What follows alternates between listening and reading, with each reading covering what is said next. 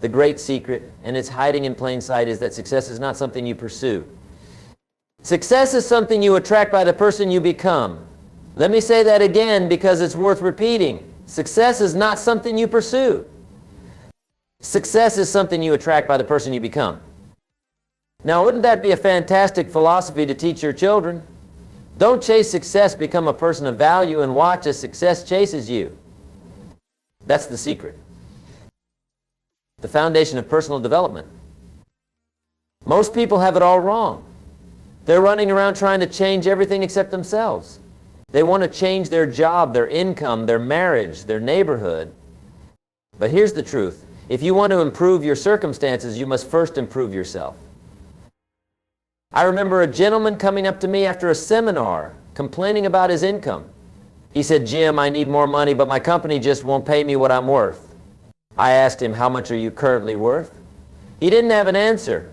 You see, the marketplace pays for value, and unfortunately, it's ruthlessly fair. It doesn't pay for need, it pays for skill, for contribution, for results. So I told him what I'm telling you now. If you want more money, don't ask for a raise. Ask yourself how you can become more valuable. If you want to be worth more, you must become more. That's what personal development is all about. It's about becoming more so that you can attract more. It's not magic, it's mathematics. It's not hope, it's strategy. The miracle of self-investment. Now let me ask you something. If you worked as hard on yourself as you do on your job, what would happen to your income? I can tell you with certainty it would multiply. Why? Because your income is directly proportional to your value in the marketplace. When I was a young man, one of my mentors asked me a question that changed my life forever. He said, "Jim, how many books have you read in the last 90 days? And I had to answer honestly, none. Not a single book in 3 months. And he just looked at me and said something I'll never forget. If you don't design your own education, someone else will design it for you, and it might not be in your best interest. That hit me like a ton of bricks. I realized I was letting life happen to me rather than taking control of my own development. So I made a decision that day to invest in myself, to become a student of life and success. I started reading books, not just 1 or 2, but dozens, then hundreds, philosophy, psychology, economics, history, biographies of successful people. I attended seminars and workshops. I found mentors who could teach me what I needed to know. And something miraculous happened as I grew. My opportunities grew. As I developed, my success developed. You see, here's the truth about self-investment. It compounds over time just like money in the bank. Every book you read, every skill you develop, every relationship you cultivate, they all add up, creating a reservoir of value that the world will eventually pay for. The law of attraction in action. Now, I'm not talking about some mystical law of attraction where you just think positive thoughts and wealth falls from the sky. I'm talking about the real law of attraction. You attract what you are, not what you want. If you want to have more, you must become more. If you want better relationships, become a better person. If you want more respect, become more respectable. It's that simple and that profound. Let me tell you a story about 2 salespeople I once knew. Both started at the same company with the same products, the same training, and the same territory. 5 years later, one was making $50,000 a year, and the other was making $250,000 a year. What was the difference? One worked harder on himself than he did on his job. He read more books, attended more seminars, listened to more educational programs in his car. He invested in himself, and the marketplace rewarded him accordingly. You see, your level of success will rarely exceed your level of personal development. Income seldom exceeds personal development. That's why working on yourself first is so crucial. Discipline, the bridge between goals and accomplishment. Now, this journey of personal development requires something that many people aren't willing to give: discipline. Discipline is the bridge between goals and accomplishment. Most of us know what to do. The problem isn't knowledge, it's execution. We know we should read more books, exercise regularly, eat healthier, save money, invest in our relationships. But knowing isn't doing. And that's where discipline comes in. Discipline isn't something you're born with, it's something you build like a muscle. It starts with small commitments and gradually expands to transform your entire life. It's making the hard choice today for a better tomorrow. I often tell people there are two pains in life, the pain of discipline and the pain of regret. The difference is that discipline weighs ounces while regret weighs tons. Which one would you rather carry? The beauty of discipline is that it compounds over time. At first, the results are hardly noticeable. But over time, they become undeniable. It's like planting a tree. You don't see growth day by day, but eventually you look up and realize you've created something magnificent. This is why successful people do what unsuccessful people are unwilling to do, not because they like it, but because they understand the price of success and they're willing to pay it in advance. The power of association. Another crucial element of working on yourself is understanding the power of association. Who you spend time with is who you become. It's one of the most important decisions in your life. I teach my students to carefully choose the 5 people they spend the most time with, because they will determine 95% of their success or failure in life. Your income, your habits, your language, your attitudes, even your dreams, they're all influenced by the people you associate with. If you want to be successful, associate with successful people. If you want to think bigger, associate with people who think bigger than you. If you want to be more disciplined, associate with disciplined people. And here's something important. Association isn't just about who you hang around with physically. It's also about whose words you listen to, whose books you read, whose philosophy you adopt. In today's world, you can associate with the greatest minds in history through books and recordings. What an opportunity. I remember when I first started studying success, I didn't have successful people in my immediate circle. So I built my circle through books. I associated with Jim Rohn through my own books and recordings.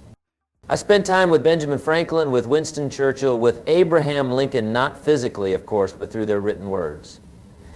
And they became my mentors, shaping my thinking in profound ways. Mastering the art of goal setting. As you work on yourself, you must become skilled in the art of goal setting. Goals are the targets that convert dreams into reality. Without them, development lacks direction. Most people don't set goals because they fear failure. But here's the truth. The pain of not reaching your potential is far greater than the pain of falling short on a specific goal. Here's how I teach goal setting. First, decide what you want, be specific.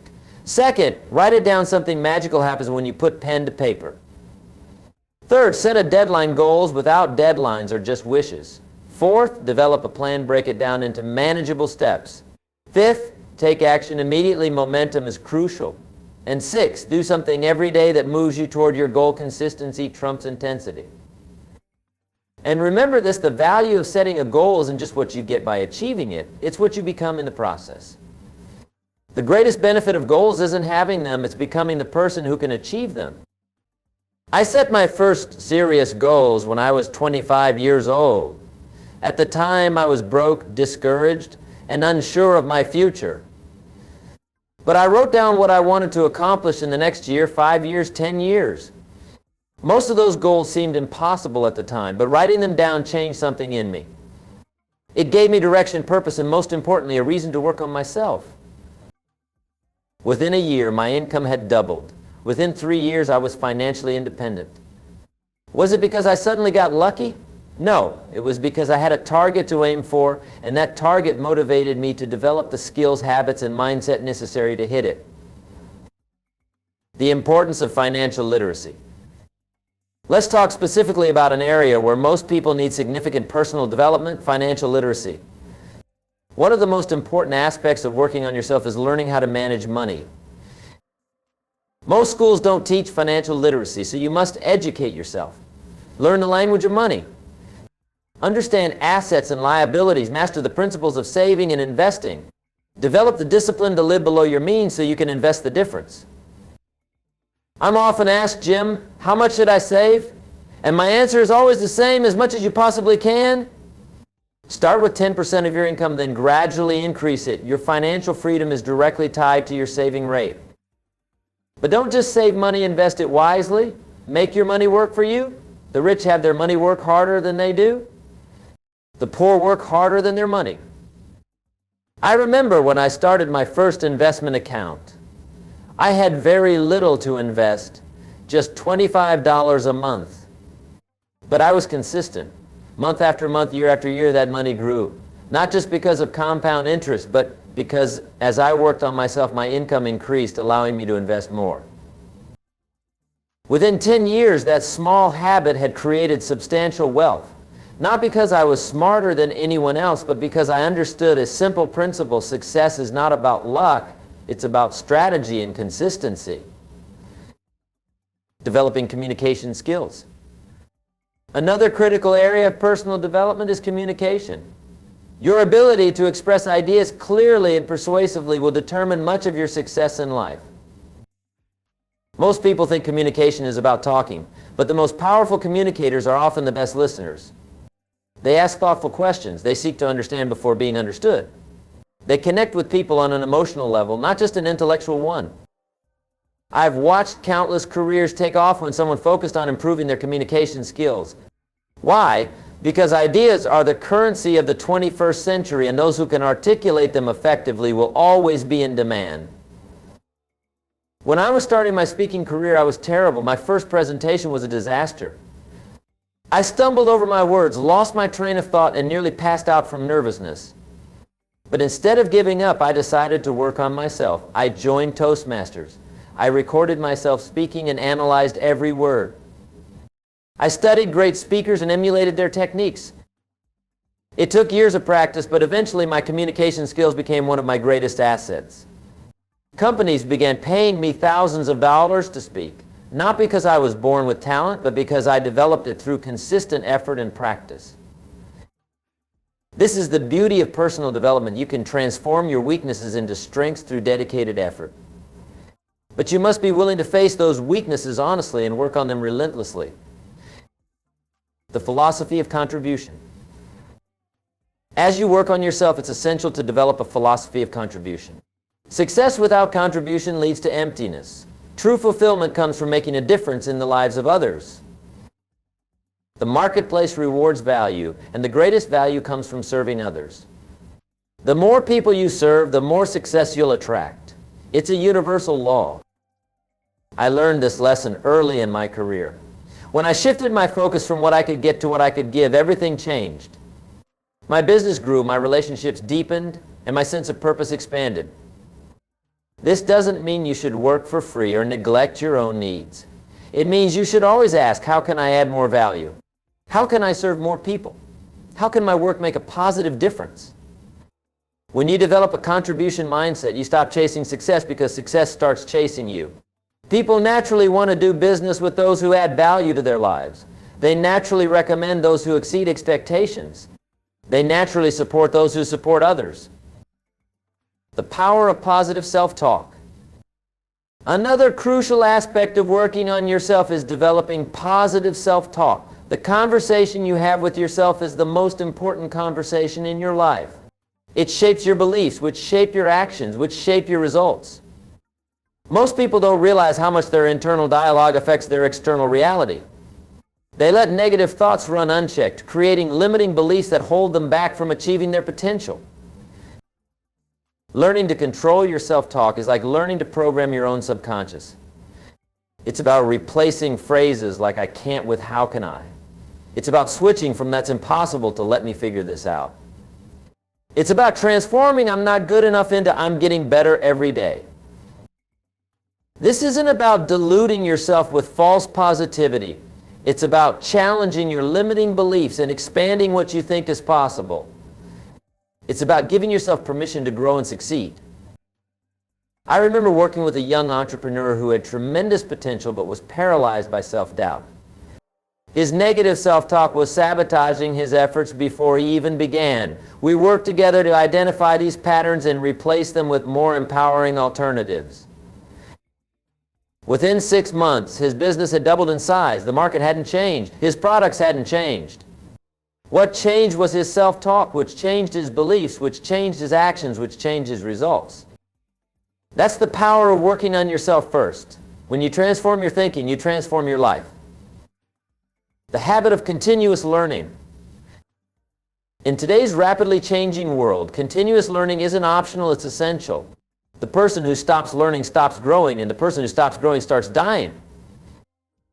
Make it a habit to feed your mind just as you feed your body. Read books, listen to podcasts, attend seminars, take courses. Become a student of life and success. The investment will pay dividends far beyond what you can imagine. I often recommend what I call the 5-year plan. Imagine where you want to be in 5 years.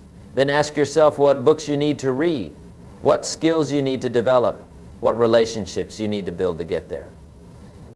Then create a learning plan and execute it relentlessly. When I look back at my own journey, I can trace every significant breakthrough to a book one read, a seminar I attended, or a relationship I developed. None of my success happened by accident. It was all the result of deliberate self-education and personal growth. The beautiful thing about learning is that nobody can take it away from you. Once you develop a skill or gain knowledge, it's yours forever. It becomes part of who you are, part of the value you bring to the marketplace. Emotional intelligence, the hidden success factor.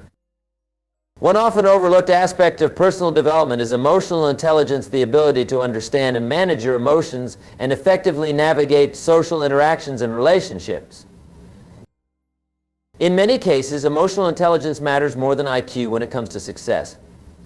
You can be the smartest person in the room, but if you can't connect with others emotionally, your impact will be limited. Developing emotional intelligence involves several key components: self-awareness, self-regulation, motivation, empathy, and social skills.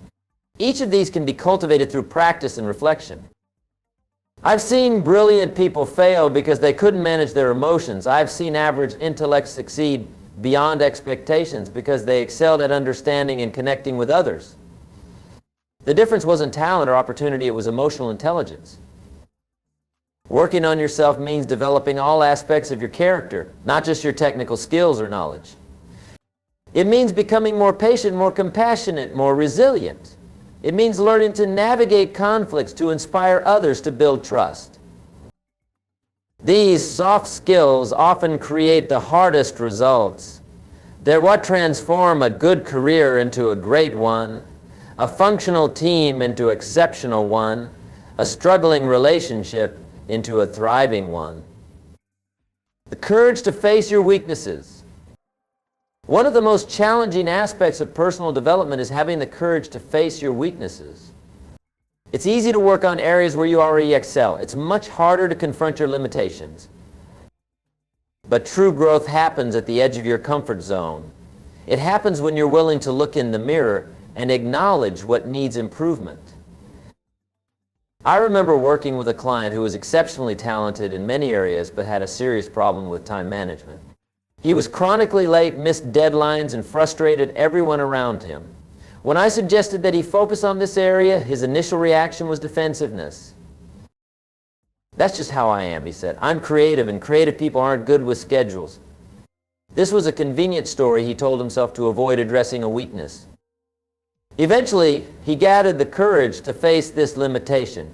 He read books on time management, worked with a coach, and developed systems to keep himself accountable. It wasn't easy. He had decades of bad habits to overcome. But gradually, he transformed this weakness into a strength. Within a year, his income had increased by 40%. Why? Because he became more reliable, more productive, and more respectful of others' time. He attracted better clients and bigger opportunities. Success started chasing him because he had the courage to work on himself first. The compound effect of small improvements. As you embark on this journey of personal development, remember the power of small, consistent improvements. Success isn't about making dramatic changes overnight. It's about making small changes every day that compound over time. If you improve just 1% each day, you'll be 37 times better at the end of a year. That's the miracle of compound growth. It's hardly noticeable in the short term, but transformative in the long term.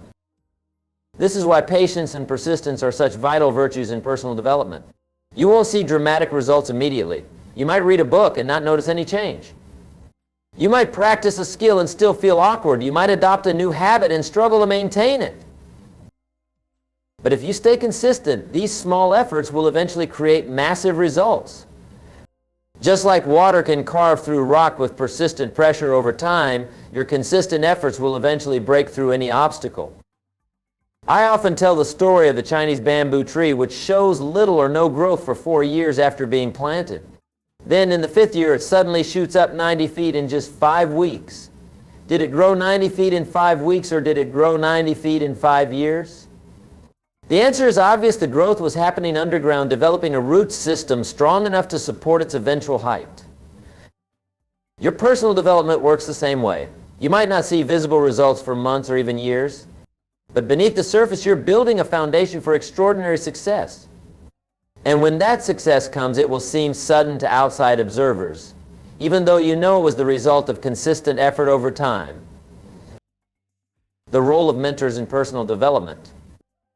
As you work on yourself, seek out mentors who can guide your development. A good mentor can help you avoid common pitfalls, accelerate your learning, and see possibilities you might miss on your own.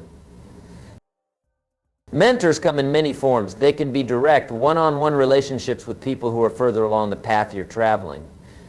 They can be authors whose books change your thinking. They can be speakers whose messages resonate with you. They can even be historical figures whose lives and philosophies offer valuable lessons. The key is to be teachable. Check your ego at the door and be willing to learn from those who have achieved what you aspire to achieve. I've had many mentors throughout my life, both in person and through books. Each one shaped my thinking in important ways. They helped me see opportunities I was blind to. They challenged my limiting beliefs. They held me accountable to higher standards than I might have set for myself. One of my early mentors told me something I'll never forget. He said, "Jim, you can learn from my experience, or you can learn from your own. Learning from mine is less painful and more efficient. That simple insight saved me years of struggle and thousands of dollars in mistakes." This is why I often say that good advice is never expensive, it's priceless. The right mentor can completely change the trajectory of your life and career. The importance of health and energy. As you focus on personal development, don't neglect the foundation of all success, your health and energy.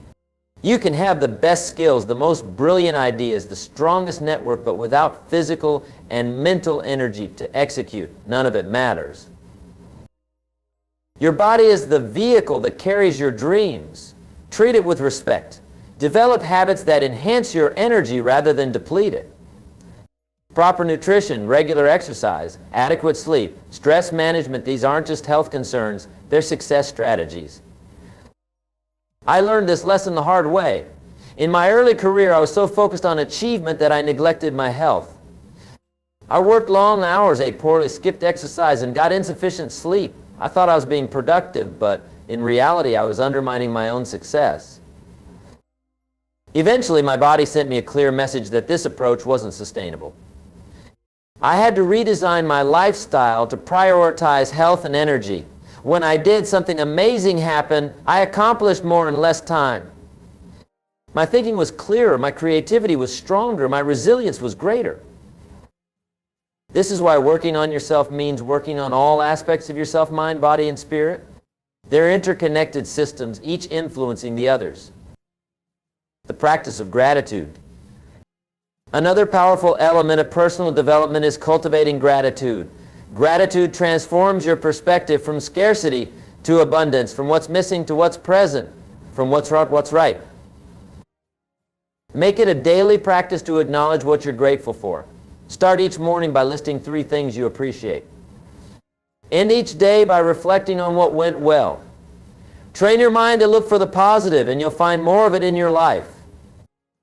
Gratitude isn't just a feel-good practice, it's a success strategy. It reduces stress, improves relationships, enhances decision-making, and creates a positive mindset that attracts opportunities. I remember talking with a businessman who was constantly stressed and dissatisfied despite his considerable success. His focus was always on what was wrong, what was missing, what needed fixing. This negative focus was making him miserable and limiting his creativity. I suggested he try a simple gratitude practice. Each morning before checking email or news, write down 3 things he was grateful for in his business. At first he was skeptical, but he agreed to try it. 3 months later, he told me this simple practice had completely transformed his experience of work. He was happier, more energetic, and more creative. His team noticed the difference and responded positively. And surprisingly, his business results improved as well. He was making better decisions because he was operating from abundance rather than scarcity. This is the hidden power of gratitude. It doesn't just change how you feel, it changes how you think, how you act, and ultimately what you attract into your life. The courage to take action. All the personal development in the world means nothing without action. Knowledge without action is merely philosophy. It's interesting but not transformative. The most successful people aren't necessarily the most knowledgeable, they're the most action-oriented. They learn something and immediately apply it. They don't wait for perfect conditions or complete knowledge. They start with what they have, where they are. This requires courage, the courage to step into uncertainty, to risk failure, to be imperfect. Most people are paralyzed by fear of failure or rejection. They wait for guarantees that never come. Meanwhile, opportunities pass them by. Working on yourself means developing the courage to take action despite fear. It means embracing failure as a teacher rather than avoiding it as an enemy. It means understanding that mistakes are the price of education and that experience is what you get when you don't get what you want. I often tell my students, don't wish it were easier, wish you were better. Don't wish for fewer problems, wish for more skills. Don't wish for less challenge, wish for more wisdom. This is the essence of working on yourself first. You don't change your circumstances by complaining about them. You change them by becoming the person who can handle them. The ultimate investment. In closing, let me emphasize this fundamental truth. The most important investment you will ever make is in yourself. No financial investment, no business venture, no relationship will yield greater returns than your investment in personal development. When you work on yourself first, success will chase you. It's not a matter of if, but when. The marketplace always rewards value, and your value is directly tied to your personal growth. So make this commitment today. Dedicate yourself to lifelong learning and growth. Read books that challenge your thinking. Attend seminars that expand your skills.